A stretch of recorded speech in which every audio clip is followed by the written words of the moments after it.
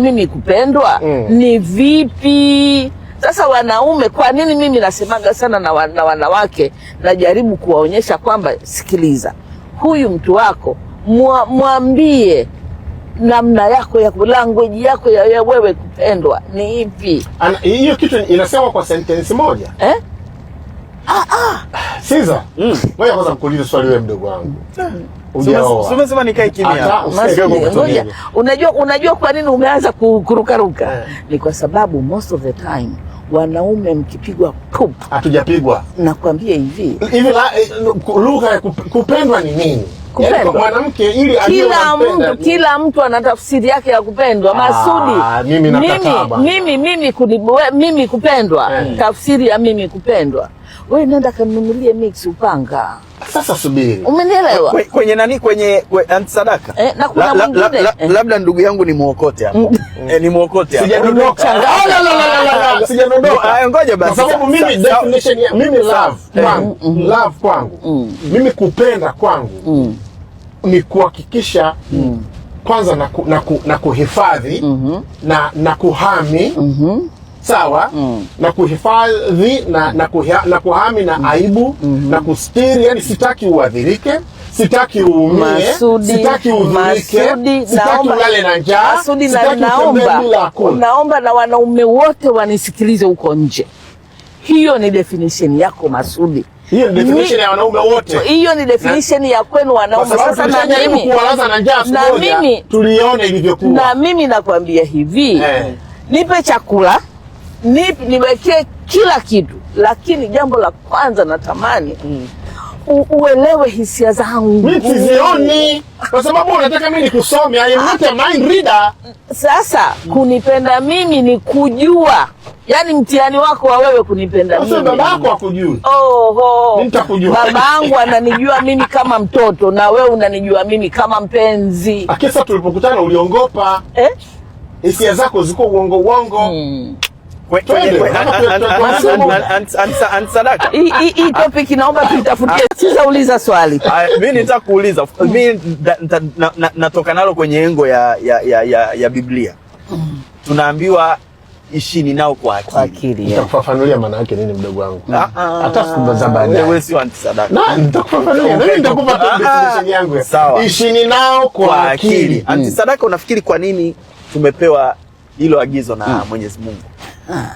Kwa sababu sisi kama viumbe ya kwanza ni hiyo challenge ambayo nyewe mnasema kwa nini hamsemi tunachotaka.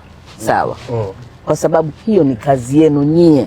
Kwa sababu wewe unanipenda mimi, hiyo ndio kazi ambayo Mungu amekupa kufungua hiyo milango. Moja. Pili, sisi tunakwenda kwa hisia zaidi kuliko logic. Nyie mnatumia logic. Kwa hiyo inatakiwa ujue hisia zangu mimi kwanza. Sawa. Na huwezi kujua hisia za mtu kama hujatulia. Tabu yenu nyie. Aunty Sadaka, hisia ni nini? Hisia ni namna yangu mimi ninavyoiangalia dunia. Sio kutoka kwenye akili. Sio kutoka kwenye macho. Sio kutoka kwenye macho. Macho yanapoingiza ile taarifa, mimi ninapoibeba, mimi ndio ninafanya kinachotaka. Kwa hiyo wewe peke yako ndio unayeona. Mimi ndiye ninayeona. Mimi sioni. Wewe huoni. Bado unataka mimi nisome hiyo hisia yako. Wewe unatakiwa uijue hisia. Acha ni mimi wani. Vatu miwani. Ni wapi? Ni hapa sasa. Kwa hiyo Aunty Sadaka, sababu ya sisi kuambiwa tuishi na nyie kwa akili ni kwa sababu nyie ni watu wa hisia, mnafanya mambo kwa hisia. Tunafanya mambo kwa hisia. Kuna vipindi ambavyo hata Mungu ametusamehe kwa vitu tunavyovifanya. Sawa. Katika misingi ya dini, naomba nisijibu hilo swali kwa misingi ya dini kwa sababu mimi sio mwanazuoni. Nisije nikasema vitu hapa alafu kesho ikaja mambo tofauti. Lakini wewe unakubaliana na dhana kwa sababu unafundisha kuhusu mahusiano. Unakubaliana na dhana ya kwamba mwanaume anatakiwa kuishi na mwanamke kwa akili. Kwa akili, yes. Lakini sio kwa sababu mwanamke ni mpumbavu. Hapana. Hapana. Mwanamke ana fluctuations ambazo usipojua jinsi ya kuzielewa utammiss mwanamke unayemtaka. Siza. Ishini na wanawake kwa akili. Maana yake sio kwamba wewe profesa uchukue pai mara kipenyo utafute x alipo. Yaani puuza. Ndio tafsiri yako? Yes. Masudi. I'm telling you. Masudi. Kupuuza. Unajua kupuuza sio tusi. Masudi. Yani take it, yani Sadaka. Peta. Ni kweli. KP, kwanza ufafanua vizuri. Umpuuze au upuuze vitendo vyake? Puuza. Au maneno yake. Ngoja puuza. Kwa sababu sio kumpuuza. Puuza. Sababu vinginevyo utatoa talaka kila siku. Sadaka ina ukweli hilo? Lina ukweli kiasi gani? Ama lina uongo kiasi gani? Unataje kukubali? Ngoja basi. Sadaka ipo hapa. Unapuuza kwa sababu umeelewa kilichopo au umepuuza kwa sababu hutaki kusumbuka? Kwa sababu kupuuza, mpaka ufike kupuuza kuna vitu viwili.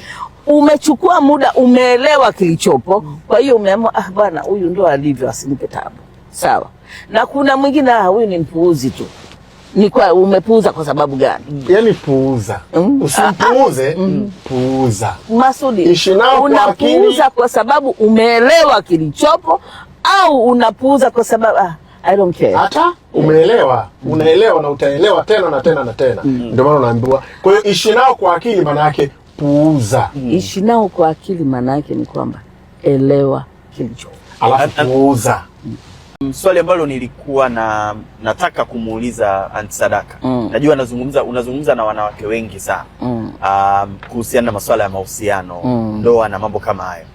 Ni kitu gani ambacho katika miaka yote ambayo umeifanya hiyo kazi, umejifunza kwamba ni mistake kubwa wanafanya wanawake inapokuja kwenye mahusiano ama ndoa? Okay. Mistake kubwa ambayo wanawake tunafanya ni pale ambapo umekutana na mtu, ndio ametoka kwenye maisha yake, ana mitazamo yake, ana changamoto zake, halafu unaamini kwamba wewe unaweza kuziweka sawa. Hautaweza kuziweka sawa hata kidogo. Kwa sababu gani? Kwa sababu kila mtu ni lazima, ndo ile nimekwambia self love, ajitengeneze yeye kwanza, ndio aingie kwenye mahusiano. Kwa hiyo mwanamke anateseka sana kujaribu kumbadilisha mwanamume madhaifu yake na changamoto zake za kibinadamu. Sababu nyingi wanapata wanawake ambazo zimeingia kwenye ile story yote ambayo tumeiangalia, kuanzia mtu mimba imetungwa, sawa. Mtu mimba imetungwa, babake amemkataa. Alafu wewe umekuja huku ana miaka 37, umekutana naye ni mpenzi. Unataka umuonyeshe kwamba wewe unamhitaji sana, unampenda sana. Yeye ana sense of rejection kutoka huku. Alafu unataka wewe kuiweka sawa. Changamoto ndio huwa inakuwa hapo, kusema kweli. Hivi nikuuliza Aunty Sadaka. Kuna wakati ambapo mtaalamu wa saikolojia kama wewe pia anapata changamoto za kisaikolojia? Sana. Sana. Alafu unajua ubaya ni kwamba kuongea na msaikolojia, afu msaikolojia akaanza kulia. Yaani unajua kuna tatizo hali saikolojia analia. Niliona na habari moja kwenye gazeti nikacheka. Actually ndio imenifanya nimuulize hilo swali Aunty Sadaka. Especially mwana saikolojia ajinyonga. Kuna vitu unaviona ambavyo wengine hawaoni. Okay. Unajua unaweza ukaa kwenye mazingira, alafu ukaangalia zile tabia za watu, alafu ukajua kabisa hii intended to me, alafu watu wengine wasione. Sasa unajikuta most of the time unakuwa overwhelmed. Na ndio sababu psychologist wengi rather than kuwa na watu wanaowajua kila siku, tuko tayari kuwa na everyone. Kwa sababu yule utafanya naye kazi, ukimaliza akienda ameenda. Lakini unapokaa na watu ambao ni toxic, na wewe mwenyewe pia ukawa toxic, unajua unaweza ukawa wanakuwa na sumu. Wanasumu. Maneno, matendo yana sumu ya namna fulani. Na zile sumu wakati mwingine sio ubaya wao, ni matokeo ya mazingira yao pia, maisha yao. Sumu yoyote, hakuna aliyezaliwa na sumu. Okay. Hakuna aliyezaliwa na sumu. Sumu zinatengenezwa na mazingira na jamii na unayozungukana nayo. Yaani hakuna aliyezaliwa mbaya, hakuna aliyezaliwa mwizi, hakuna aliyezaliwa hivyo. Lakini anazaliwa akiwa ni box tupu. Clean. Linaingizwa nini? Ni mambo ya duniani. Hayo mambo ya duniani ndio yatakayoamua. Lakini sasa hata kama mambo ya duniani yanavyotokea, je, yeye anayapokeaje? Kwa sababu tuna mitazamo miwili. Unaiangalia dunia kutoka kona gani? kama unaiangalia dunia kutoka kona tamu, hata ukutane na baya Masudi, halitakuaffect. Kwa hiyo msingi wa maelezo yako pia hapo Aunty Sadaka ni kwamba unaweza lile box lile, yani maana yake nadhani jana au juzi tulikuwa tunazungumzia hivi vitu kuhusu unaweza ukawa kwenye mazingira mabaya ukatokea kuwa mtu mzuri. Mtu mzuri sana. Sana. Na unaweza ukawa katika mazingira mazuri ukatokea ukawa mtu mbaya. Mbaya sana. Yaani hiyo yote ndio pale nilipokuambia akili inafanya kazi na nafsi. Umeona? Sasa nafsi yako ina mapokeo gani? Unaweza ukapewa kila kitu bado ukawa jambazi. Na unaweza ukaishi maisha ya kunyimwa kabisa lakini ukawa mtu mzuri. Best. Na unaweza ukapewa vitu vizuri na ukawa mtu mzuri kabisa. Si ndio? Yaani chochote kinaweza kikatokea kwa utaratibu wowote. Chochote kinaweza kutokea, maana mahali tunapotofautiana binadamu ni kwenye maono na mapokeo. Maono na mapokeo. Yes. Wanasema binadamu ni miaka 6 ya mwanzo. Nadhani nilimsikia Dr. Chris Mauki au nani tena.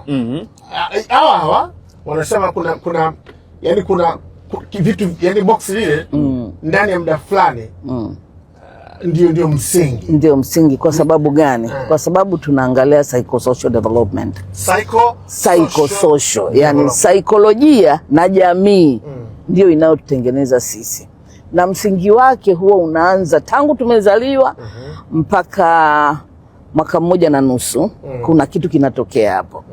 Kinachotokea hapo kinakujenga kuamini au kutokuamini. Trust or not trust. Kwa sababu unapokuwa na njaa na ikupa chakula na kuambia vitu vizuri, anakupa thamani na anakupa imani kwamba dunia ni mahali pazuri. Ndio pale nikukwambia unaangalia dunia kutoka engo gani. Sawa. Na wakati hule sauti inayoaminika, sauti inayoeleweka ndio inayojenga msingi ndani ya mtu. Halafu tunakwenda mwaka 1.5 mpaka miaka 3. Kwenye hichi kipindi unaanza kujenga wapi kwangu ni salama. Wapi kwangu ni salama. Umri gani? Kwanza tangu unazaliwa mpaka mwaka 1.5. 0 mpaka 1.5. Unajenga imani ya wapi kwangu ni salama, yupi ni wa kwangu. Mambo yote ya trust yanajengwa hapo. Sawa.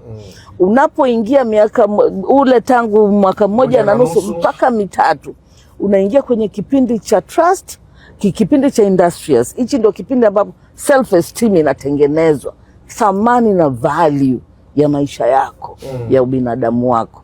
Halafu tunapoingia miaka 5 mpaka miaka 7 ndio kipindi self confidence sasa inatengenezwa. Je, ulipewa nafasi ya kufanya? Ulifurahiwa, ulionyeshwa una thamani.